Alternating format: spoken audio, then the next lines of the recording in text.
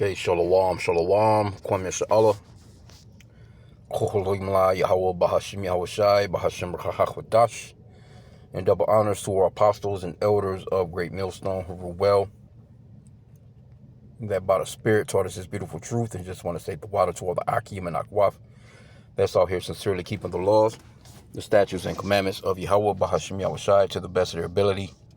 This is Yachanan Nawak. Just coming at you with another quick lesson, praying that it's edifying by the Spirit. Just scrolling through the news, seeing where the Spirit leads. Came across this one right here. Top U.S. general privately pushes for off-ramp from Iran war. Well, hey, the Lord is going to keep this thing going. Y'all can try and stop it all you want. The Lord got it going. And the Lord is the one that's going to, keep this thing going. So it says General Dan Caine, I think they call him Brazen Caine, has lobbied key cabinet officials, warning that escalation options could backfire and air power alone won't achieve Trump's objective. Well, you got is the small tops, man, that's in control of all this shit. They're not about to allow you to stop, buddy. You're going to continue. They're not having these talks of drafting your sons and daughters for nothing. You're going to go to war for Israel. The least of the flock shall draw them out, according to the scriptures. And you're going to fight, man. And you're not coming back. This guy right here, he'll be kicked back somewhere, in a bunker-style hookup. He's not going, and I'm willing to bet you none of his sons or daughters or anybody is even in the military serving. If they are, they're not going to go on the front line. It's going to be you so-called blacks, Hispanics, and Native Americans, you Israelites. That's why we tell you, leave these people alone, man. These people have been at war for 250 years straight, damn near, man. They're not going to stop, and they keep starting shit. But see, with this one right here, the Lord has got to the point of showing that they are the bully, and the bully is being handled right now. Being ragdolled, basically. Okay, but it says, General Dan Caine, chairman of the Joint Chiefs, has privately urged VP Vance, J.D. Vance, Secretary of State Marco Rubio, and CIA Director Ratcliffe to find an exit from the nearly 6-month-old war, according to CNN. And they're trying to get out of there. Why? Because they can't win. They're not going to win. The economy is fucked up. Everything is fucked up. And then they know when these midterms come along, you got Muslims winning elections like it's nothing here in America, which is supposedly a Christian country, because you Christians have let your people down, basically, and you're just a fuck up. It says, now the next bullet point they have on here, and if you want to get these articles, that particular one right there with CNN, with, he's privately urging these, these people to, hey, get us an off-ramp, man, do something. We get us the fuck out of this shit, without basically making it look like we gave up or saying we lost. Because that's all that it is. It's that pride. Pride cometh before destruction and a haughty spirit before a fall. It's the pride of Esau that won't allow Trump to go on TV and say, hey, we're pulling out of there. Well, you ain't even got to say we lost. We know you lost. Reporters might ask, well, why are you pulling out? They might ask that. Okay, well, you give them them bullshit ass answers that you normally would give. Some of them lies, we just, we're moving on, and then too, what's that? I seen another article earlier of them trying to press forward. Dang, was it on the radio I was listening to? But anyway, they've given these contractors 21 days to basically come up with, I guess, their plans to produce more weapons faster. They need shit now, because what's going on with Russia and Ukraine over there, that shit is a shit show too, because Ukraine don't have no more missiles, and this guy was somewhere. Where the fuck was he at? I can't think where he visited for the first time. I'm trying to think what country that was, and he looked like a dwarf to that whoever that president was. I can't think of the guy's name right off, but he's still trying to gather up money and gather up because they had a couple of little victories with some drone strikes and shit like that. But that's not enough, man. You're not going to long-term beat Russia, man. Russia got too much shit. And they're really taking their time and being patient with you you Ukrainians, man. Because they don't have to necessarily go up in there and just completely destroy the damn place to win that war. Okay, but the next bullet point they have on here is from ABC News, if you want to look this one up. The CSIS analysis found Patriot interceptor stockpiles depleted by roughly 2/3 and THAAD inventories cut in half, with a U.S. official calling stockpiles extremely low. And again, I seen something else too where they were giving them 21 days. Matter of fact, it says you can ask a follow-up. Let me see if I can ask this follow-up real quick. This is the Perplexity app. Let's just put in what company did they give 21 days to build back up the stockpile. Let's just see what pops up here. Just asking a general question.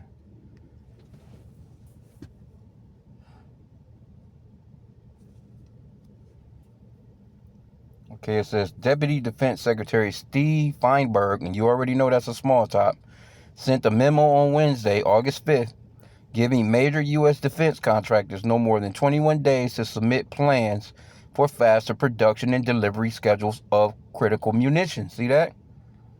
Major contractors named. The memo was directed at major defense companies, explicitly naming Boeing, Lockheed Martin, and RTX Corp, formerly Raytheon, as recipients. And you can get that in Arkansas Online. These firms were told that years-long development cycles are not acceptable and that they must dramatically accelerate program schedules and expand production capacity. And that's also Arkansas Online. So, and you know this guy's a small, you can look at the name, Feinberg, you know he's a small top. You know he's one of the Jerry Curl sideburn guys, man. Okay, it says related framework agreements. Along with the 21-day directive, the Pentagon has been separately building out broader supply agreements with both established primes and newer defense tech startups to address the shortfall. Lockheed Martin and Northrop Grumman, a framework agreement announced this month to boost production of PAC-3 and THAAD missile interceptors. Lockheed Martin also received a separate contract worth up to $58.6 billion to triple PAC's production by 2030. See, this is where all your money going. This is where all your tax money going. You know, for you Americans, man. This is where all your money is going. The directive targets critical capability gaps, including wide area surveillance, air defense sensors, and interceptors and missile tracking systems, reflecting the strain from the Iran war on Patriot and THAAD interceptor stocks in particular. Notably, this industry push comes even as Trump has publicly pushed back against reports of broader U.S. munitions shortage. See, he's fronting like, and I watched it. I've done a lesson on it. I spoke on it in the lesson, but I watched him on TV talk about that. Trump. You know, now he wants to basically find the people that kind of put this news out there and call them treasonous, but the news is the news. It's out there. What do you mean? He actually said it. You know, he actually said something about them using older missiles or older equipment, but he tried to soup it up and say, well, it was just as effective, but, you know, because a lot of these countries, they've been using old shit anyway. Iran been using old shit. You've been using all your new shit for some shit they've been had. Some cheap ass drones, and you using some drones that cost like $5,000 to $10,000 to make, and you using $12 million to $15 million Patriot missiles to shoot down a $10,000. That shit's stupid. It's stupid, bro. But these are, you know. It's that scripture that talks about, let me see where it talks about the wisdom of teaming. Basically, let me get that one. I think it's in Isaiah 14. Let's get that one, 14. And as thou become as weak as we. I think that's where it's at. I might be wrong.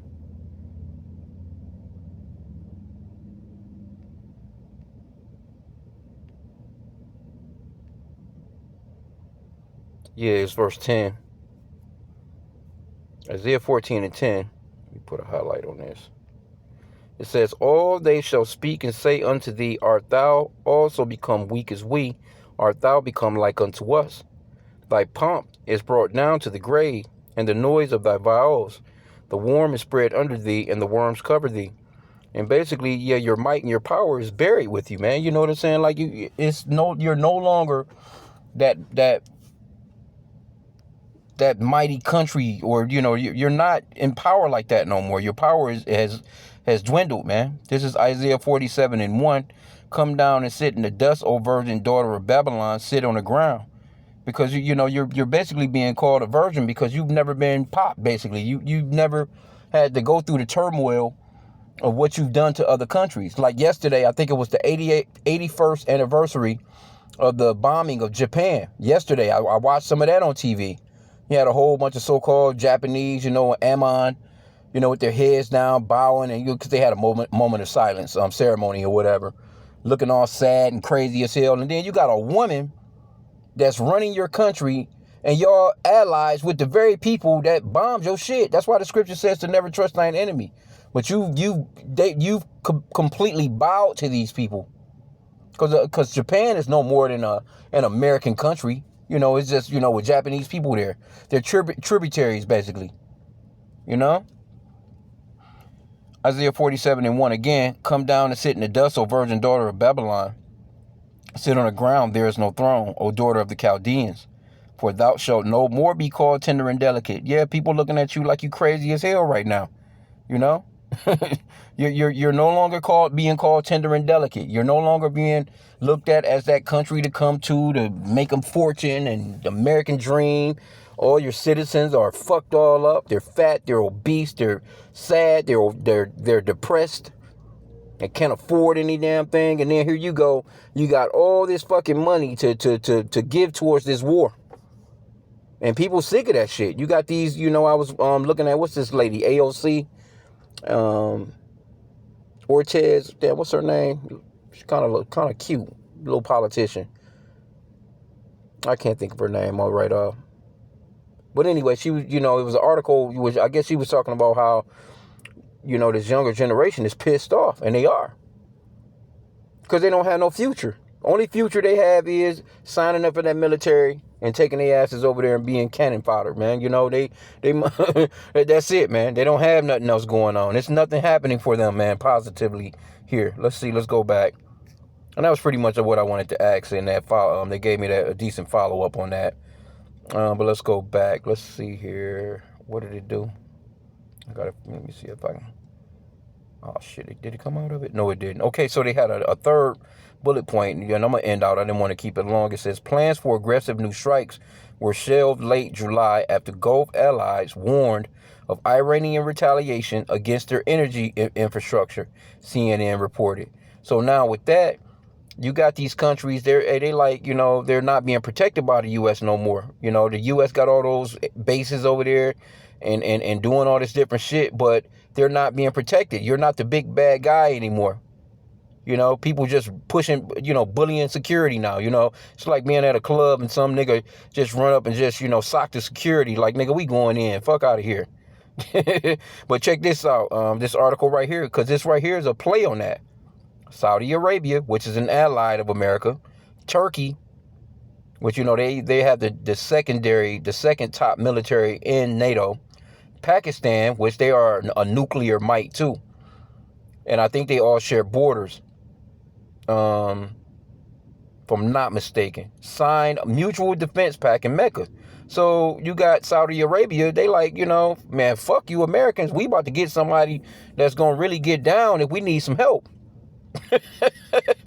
So you Americans looking doofy right now. It says the NATO-style agreement treats an armed attack on any of three nations as an attack on all. It's like NATO. It's a NATO-style agreement. Saudi Arabia, Turkey, and Pakistan signed the Mecca Joint Defense Agreement on Friday, pledging collective defense among three major Sunni Muslim powers. See, these Muslims. Then you got Muslims in America winning elections that you so-called white people should be winning. You're through, man. The Lord is breaking y'all asses down. The pact unites Saudi oil wealth, Pakistan's nuclear arsenal, and Turkey's NATO-grade military amid escalating threats from Iran-backed forces in the region. And, still, they dealing with Iran, though, because Turkey, they deal with Iran. You got a couple of little, some offshoot warriors, or I would say militaries, different names, you know what I'm saying? They kind of do their own thing, but they are under Iran's, umbrella, so to speak, So Iran can possibly talk to him, but I seen another article where Iran was talking about Saudi Arabia. You're not safe, man, because if anything, because see, you still got American interests over there. You still got bases, even though Iran has torn a lot of that shit up. They done bombed most of America's shit up over there. America really don't have nothing else over there really like that. But these Iranians told them, "Hey, look, man, if anything come from off y'all shit, you're not in the clear. Basically, you're not in the clear. We don't give a fuck about this pact that you got with them. Your ass can still get it too." So I seen that. I think it was yesterday.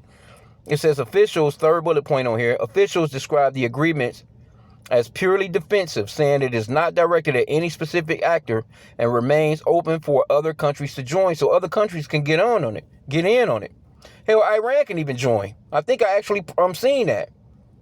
If I'm not mistaken. Let me ask a follow-up. Can Iran join? Because they already, Turkey got, Turkey is playing both sides of the fence and always kind of have anyway. They're going to play part in coming up against you Babylonians, you modern day Egyptians here in America, man, because everybody is sick of y'all asses.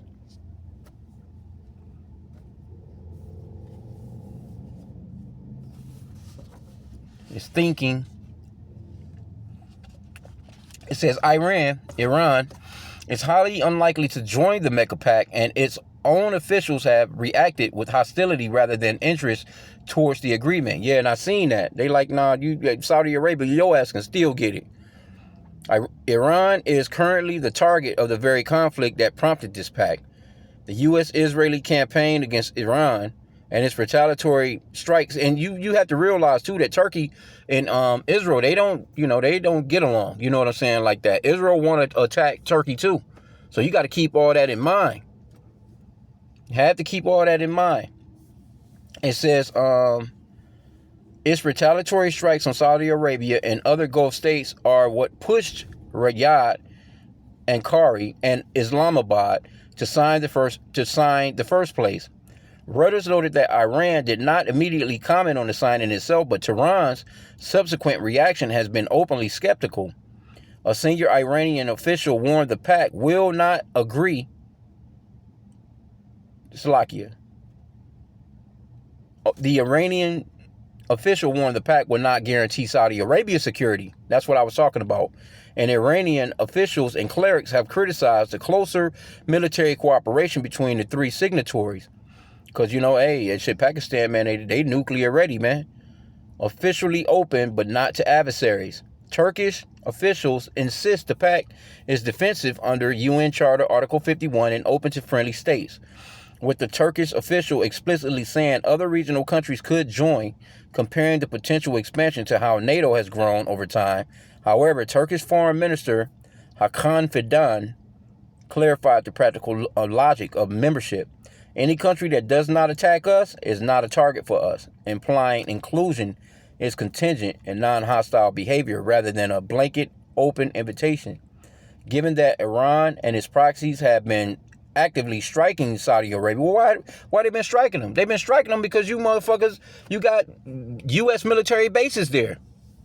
That's fucking with them. They hitting everything that's got to do with the U.S. over there. If the U.S. wasn't there, they wouldn't be getting struck. It says, given that Tehran currently sits on the opposite side of the security equation the pact was built to address, making its membership incompatible. Well, okay, so, but anyway, hey, things could change. You never can tell. Because this guy, this president of Turkey, Erdogan, if I'm not pronouncing his name right, he's pretty he doesn't fall for the bullshit of these Americans. He's not locked in with the Israeli shit. He's not. He thinks for himself. I will put it that way. Well, he thinks for his country. He's not. He doesn't seem to be bought.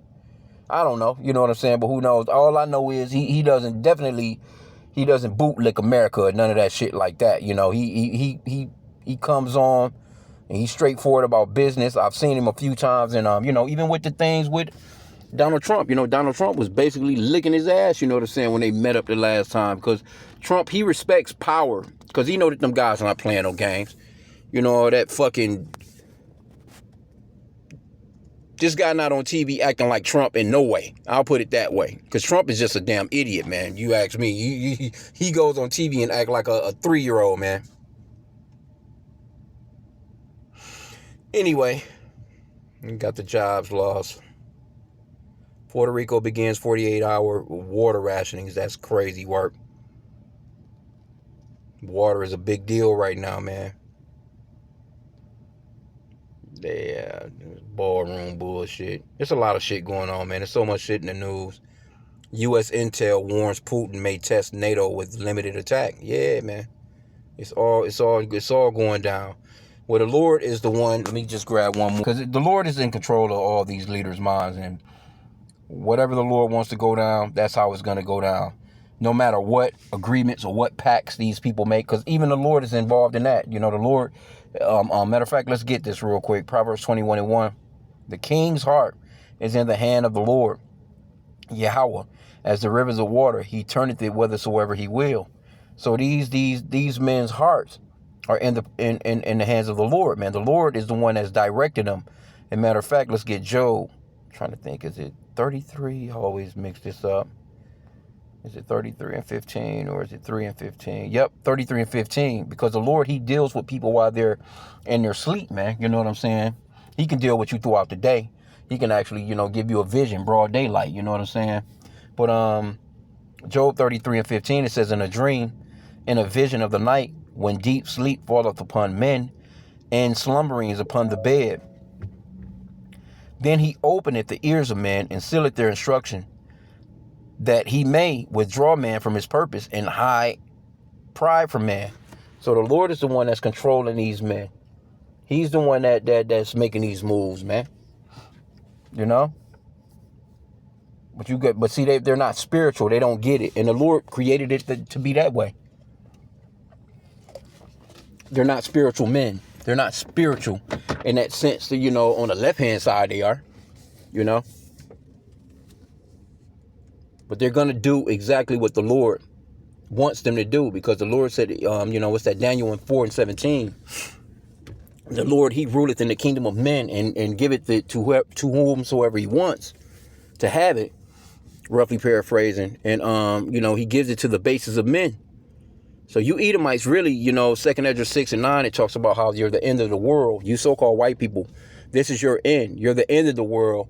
And Jacob, the so-called blacks, Hispanics, and Native Americans are the beginning of it that follows. Because if you notice, think about it. The only people on the planet that don't have no say in anything in the world when it comes to these kinds of situations, as far as world war or, you know, what's going on in the earth, you know, we don't have no say. We're the only people on the planet. Think about that. That in itself proves that we're the Israelites. That in itself should show you that we're the Israelites. You know, you may have a person say, well, nah, you niggas just suck. You're not good at anything.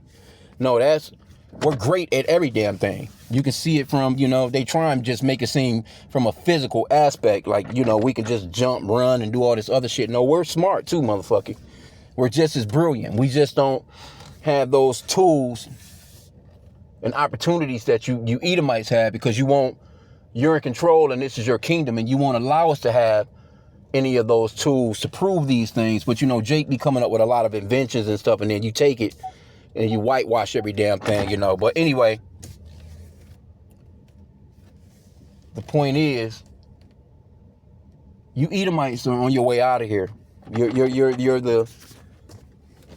Like you're trying to back up here. But yeah, you Edomites, man, your kingdom is done. You've run your course. And you should be happy about it, man, because you had a good run. That's the thing. He's not, you know, he's gonna try and continue to keep his kingdom going. And that's a delusion, man. He's delusional. That shit, your shit is a done deal, man. It's like having a car and the fucking engine knocking, and you like, oh man, nah, this motherfucker is straight, it's good. Motherfucker smoking, you know what I'm saying? It's got a fucking oil leak and all this other shit, and that bitch, you know, nah, you ain't got much time for this boy before it breaks down, bro. It's a done deal, you know. But anyway, I'm gonna end out there. Just wanted to just touch on something, and there's so many things in the news, man. You know, we could have went on and on and on. Could have went into the tech, science, the business, and all that stuff like that. See, this guy that set all these damn fires out here in Spokane. He set 25 blazes. Esau. Anyway, it's a lot going on, man. So I'm in out there. Pray that the lesson was edifying. Kwame Yashala and a Bible ball.